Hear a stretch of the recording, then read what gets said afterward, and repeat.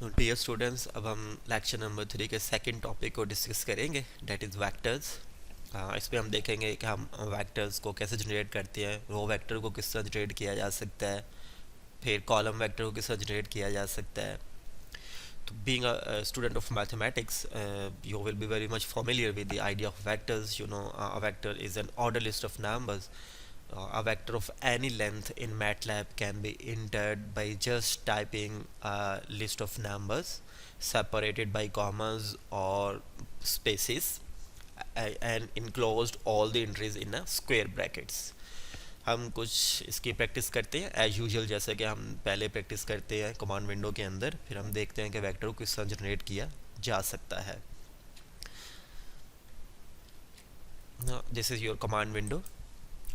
Cursor blink कर रहा है, it's mean our command window is active. तो हम इसमें कोई भी कमांड लिख सकते हैं।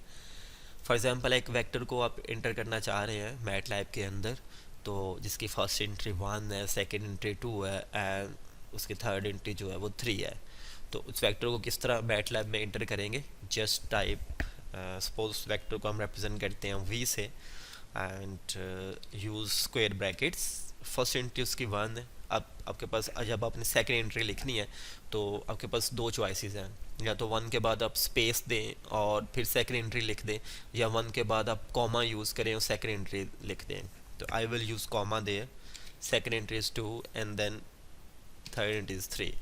तो ये एक हमारे पास एक रो वेक्टर जनरेट हो जाएगा, 1 जिसकी फर्स्ट एंट्री 1 है, सेकंड एंट्री 2 है एंड 3 है। तो ये जो रो वेक्टर्स है, इसके अंदर जो रो 1 है और कॉलम जो है वो इसके 3 है। तो मैटलैब इसको एज अ 1/3 मैट्रिक्स जो है वो रीड करेगा और इसको स्टोर भी 1/3 मैट्रिक्स में करेगा। सिमिलरली, अगर आप कॉलम वेक्टर को जनरेट करना चाहते हैं तो आपके पास दो ऑप्शंस हैं। या तो आप इसका ट्रांसपोज ले लें, और अदरवाइज़ अगर आप कॉलम वेक्टर को आपने लिखना है इंडिविजुअली तो फिर आप किस तरह लिखेंगे? सपोज आपके पास एक वेक्टर u है, तो स्क्वायर ब्रैकेट्स है। आप एक कॉलम वेक्टर, सपोज की फर्स्ट एंट्री जो है हमारे पास 2 है। जब आपने कॉलम वेक्टर जनरेट करना है तो उसकी जो सेकंड एंट्री लिखेंगे उसके लिए आप जो साइन यूज़ करेंगे वो कॉलन साइन यूज़ करेंगे, देन 2, देन 3 एंड फिर साइन यूज़ करें और 4 लिखें। तो फिर जब आप इंटर की को प्रेस करेंगे तो आपके पास 2, 3 और 4 आ जाएगा। तो ये आपका कॉलम वेक्टर जनरेट हो गया।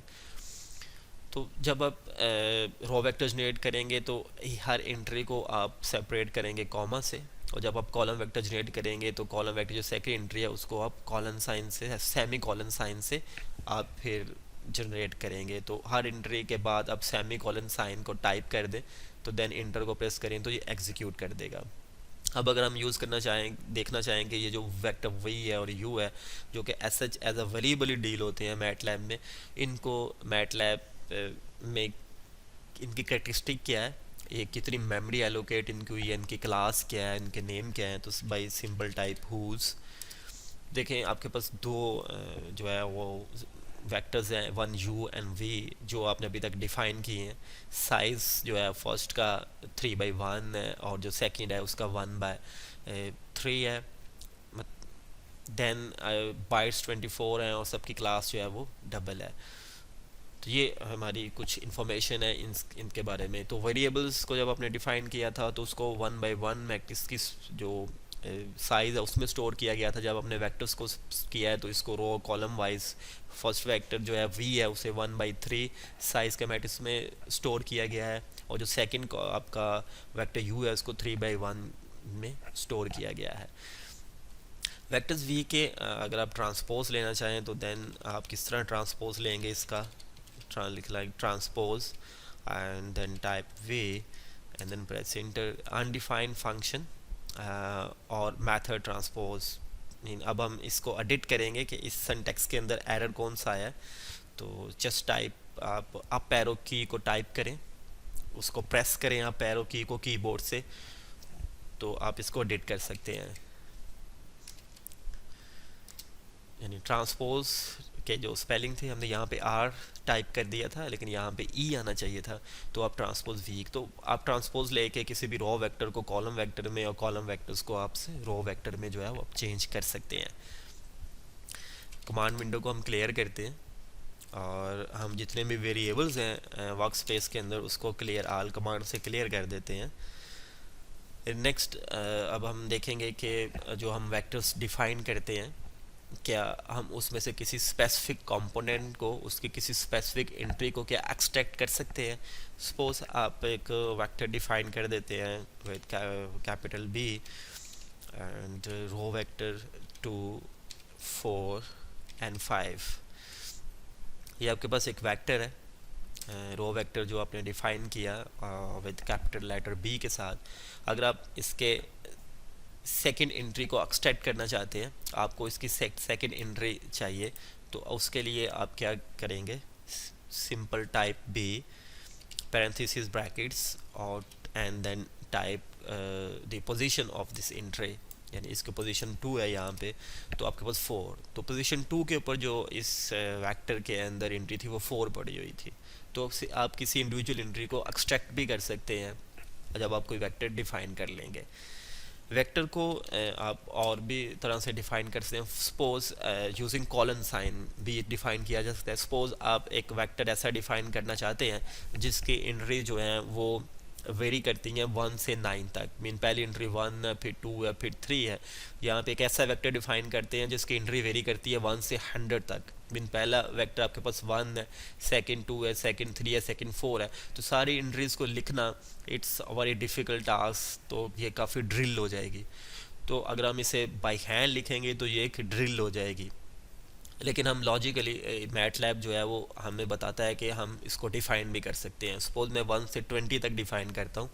Simple it's very simple, right suppose vector A हमारे पास है 1, then type colon sign and then type 20।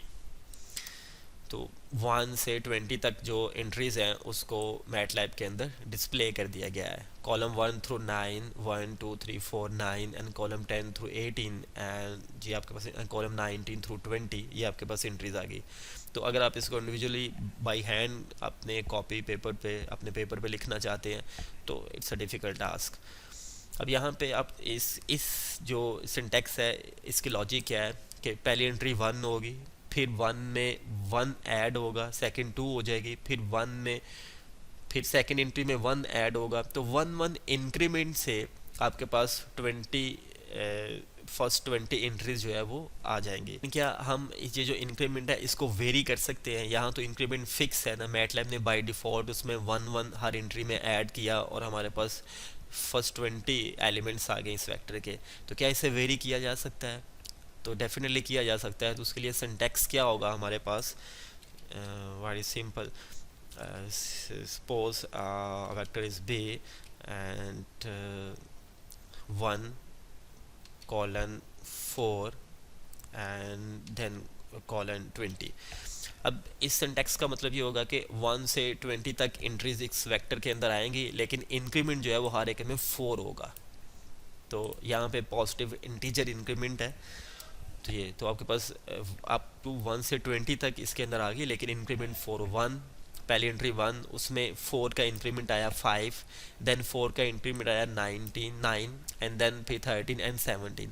अगर 17 में वो 4 का इंक्रीमेंट करेगा तो 21 हो जाएगा, जो कि इसकी जो रेंज है, इसकी जो बाउंड है उससे बाहर चला जाएगा।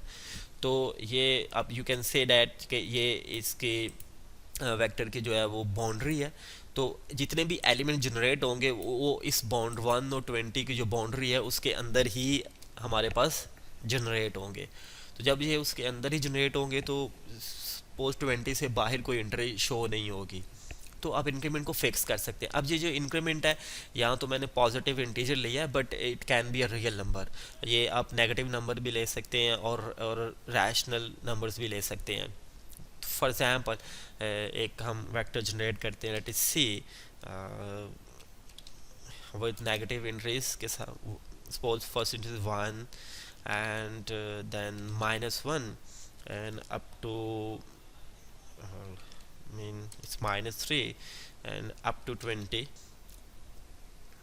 अब यहाँ पे इसने एरर शो किया एम्प्टी मैट्रिक्स 1 by 1 0, मीन आपने 1 -3 किया तो आपके पास क्या आएगा, डेफिनेटली आपके पास -2 आएगा। -2 जो है वो क्योंकि इससे बिलोंग ही नहीं करता, तो फिर वो इसको जनरेट नहीं करेगा। अगर आप सपोज 1 में इंक्रीमेंट -3 करेंगे तो -2 आ जाता है, और -2 जो है वो 1 और 20 की बाउंड्री के अंदर ही नहीं है हमारे पास, तो ये इस तरह इसे जनरेट नहीं करेगा। तो आप इसके अंदर जो इंक्रीमेंट देगा नेगेटिव का, तो ऐसे ही होना चाहिए कि आपके पास जो है वो इसकी बाउंड्रीज के अंदर एलिमेंट जो है वो ये कैलकुलेट कर सके। सिमिलरली हम इसको थोड़ा एडिट करके देखते हैं, कोई रैशनल नंबर्स इसमें इंक्रीमेंट करते हैं। फॉर 0.1 हम फ्रैक्शनल करें तो फिर ये करता है, तो डेफिनेटली ये 0.1 के साथ इसने हमारे पास अप टू 20 तक जो है वो एंट्रीज जनरेट करती हैं। तो ये हमारे पास जो टोटल कॉलम बनेंगे वो 191 कॉलम बनेंगे।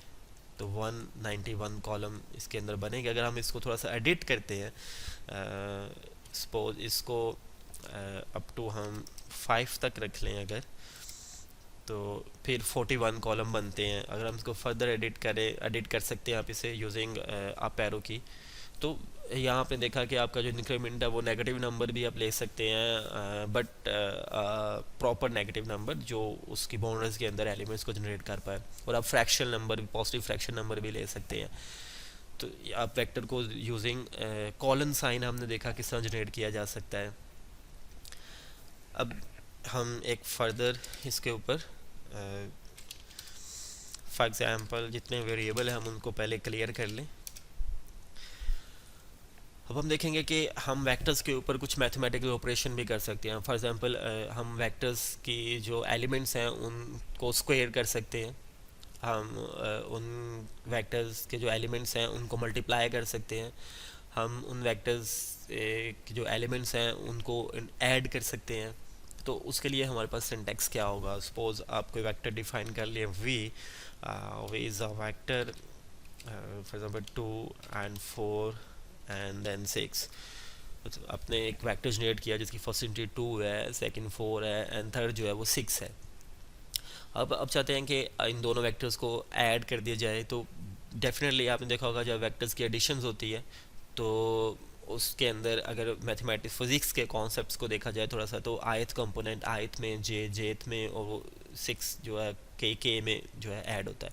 सिमिलरली जब आप मैट्रिक्स को ऐड करते हैं, दिस इज एन अरे लाइक अ मैट्रिक्स। तो जब आप मैट्रिक्स को ऐड करते हैं तो आपने being a mathematics students of mathematics आपको पता होगा कि उसकी जो इंडिविजुअल एंट्रीज हैं वो ऐड होती जाती हैं। तो सपोज अगर मैं वी एंड प्लस वी करता हूँ तो देन 4 8 10 यानी 2 में 2 ऐड हुआ, 4 में 4 ऐड हुआ और 6 में 6 ऐड हुआ। सिमिलरली इनको सबट्रैक्ट किया जा सकता है, definitely like that this will generate array whose each entry is 0। Similarly आप ये कर सकते हैं कि इसका स्क्वायर ले सकते हैं, लेकिन जब आप इसका स्क्वायर लेंगे फॉर एग्जांपल अब वी रेज टू पावर 2, मतलब आपने कैरेट साइन की को यूज़ किया और आपने स्क्वायर लिया तो ये इसने एरर दिया। Error using m power input must be a square and a square matrix. The reason is that कि जो ये स्क्वायर मैट्रिक्स लिख रहा है वो कहता है या तो स्क्वायर हो या तो स्केलर नंबर हो, मतलब v क्योंकि यहाँ पे एक वेक्टर है तो या तो आप ये आप ऑपरेशन उसको कर सकते हैं जब आपकी जो इनपुट है v जो है वो स्केलर हो। स्केलर मीन कि एक सिंगल नंबर हो, 2 हो, 3 हो, 4 हो, या आपका स्क्वायर मैट्रिक्स हो। तो जब आप इस तरह लिखेंगे तो मैट्रिक्स जो है वो ये रीड करेगा कि जो मैटलैब है वो ये रीड करेगा कि आप दो मैट्रिक्स को आपस में मल्टीप्लाई कर रहे हैं। लेकिन यहाँ पे अगर हम देखें तो क्योंकि ये हम दो मैट्रिक्स यहाँ पे मल्टीप्लाई नहीं होंगे क्योंकि यहाँ पे ऑर्डर्स जो है हमारे पास वो मैट्रिक्स मल्टीप्लिकेशन के अकॉर्डिंग नहीं है कि v को जब v से मल्टीप्लाई करें। तो यहाँ पे ये स्क्वायर भी नहीं है, तो हमें इसका स्क्वायर लेने के लिए, इसकी ईच इंडिविजुअल एंट्री के स्क्वायर लेने के लिए हम कुछ समथिंग एल्स करना पड़ेगा। तो आप एरो की यूज़ करके हम इस कमांड को एडिट करते हैं। उससे पहले आप एक पीरियड साइन यूज़ करेंगे। जब भी आपने इसकी किसी भी एंट्रीज की पावर लेनी होगी तो आप एक पीरियड साइन यूज़ करेंगे जो कि कीबोर्ड के ऊपर अवेलेबल है। ये साइन आपका पीरियड साइन है जिसे आप डॉट भी कह सकते हैं। देन आप इंटर करेंगे तो अब ये इसे एज अ वेक्टर इसने जो है वो रीड किया है और मैटलैब अंडरस्टैंड कर गया है कि आप इस वेक्टर की इंडिविजुअल एंट्री का स्क्वायर लेना चाह रहे हैं। तो जब आपने प्लस और नेगेटिव यूज़ किया तो यहाँ पे इस पॉइंट साइन की ज़रूरत नहीं थी। सिमिलरली अगर आप इसे मल्टीप्लाई करते हैं, फॉर एग्जांपल आप कहते हैं वी एंड स्टैटिक वी, तो again in the matrix dimension must agree. तो जब इसको ये फिर इसे एज अ मैट्रिक्स ही डील कर रहा है, वो कहता है कि आपकी डायमेंशन सेम नहीं है, क्योंकि आपके पास ये जो मैट्रिक्स है ये 1/3 का है, और 1/3 और 1/3 को जब आप मल्टीप्लाई करेंगे तो according to the matrix multiplication rule it is not possible. You know that if you want to multiply your two matrix then the column of the first matrix will be equal to the number of rows of the second matrix, लेकिन यहाँ पे ऐसा नहीं है तो इसने फिर error दे दिया। तो फिर आप क्या करेंगे, आप डेफिनेटली आपको पॉइंट साइन यूज़ करना पड़ेगा, then you will use a static sign और देन वी। तो फिर आपके पास उसने अब इंडिविजुअल जो एंट्रीज है उनको मल्टीप्लाई कर दिया। सिमिलरली अगर आप को डिवाइड करना चाहते हैं, सपोज अगर आप लिखते हैं v/v, तो अब आपके पास जो है वो इसका 1, लेकिन यहाँ पे जब आपने v को v पे डिवाइड किया तो यहाँ इसने मैट्रिक्स, आप या तो ये चाहिए था कि इसकी हर एंट्रीज को वो डिवाइड करता, 2 को 2 पे, 4 को 4 पे और 6 को 6 पे करता, तो आपके पास जो एक अरे जनरेट होती 1 1 1 की। लेकिन यहाँ पे ऐसा नहीं है। रीज़न इज़ डैट कि उसने v को जस्ट एक नंबर जो है वो कंसीडर किया है और उसको उस पर डिवाइड कर दिया, 1 आ गया। तो ये आपकी मैटलैब ने एरर तो दिया, लेकिन आपकी आउटपुट तो एग्जैक्ट आ गई है, लेकिन ये अब आउटपुट हमारी लॉजिकल नहीं है।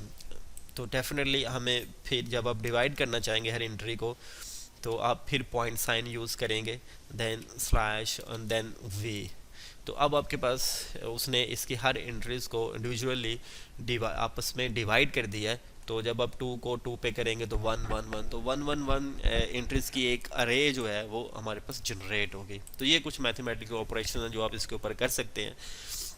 सिमिलरली आप इसकी हर एंट्रीज को एज ए एक्सपोनेंशियल डील कर सकते हैं। फॉर एग्जांपल e⁻², इसका अपने एक्सपोनेंट लेना हो तो सिंपल आप exp टाइप करें एंड देन v, तो ये वो दे देगा। यहाँ पे भी आपको पॉइंट साइन यूज़ करने की ज़रूरत नहीं है, जैसे कि आपको डिवीजन, लेकिन जब भी आप डिवीजन करेंगे, मल्टीप्लिकेशन करेंगे और उसकी पावर लेंगे तो वहाँ पे आप ये पॉइंट साइन यूज़ करेंगे। लेकिन यहाँ पे आपको ज़रूरत नहीं है। आपने इसको expv किया तो अब इसने e⁻² कैलकुलेट किया, फिर e⁻4, फिर e⁻6 को कैलकुलेट कर दिया। तो ये कुछ वेक्टर्स के बारे में हमारी कुछ स्टडी थी। इट्स नॉट अनफ, क्योंकि बहुत कुछ है वेक्टर्स के बारे में और भी। तो आप फर्दर उसे रिकमेंडेड बुक से स्टडी कीजिएगा और देखिएगा कि और वेक्टर्स के अंदर हम क्या कुछ और कर सकते हैं।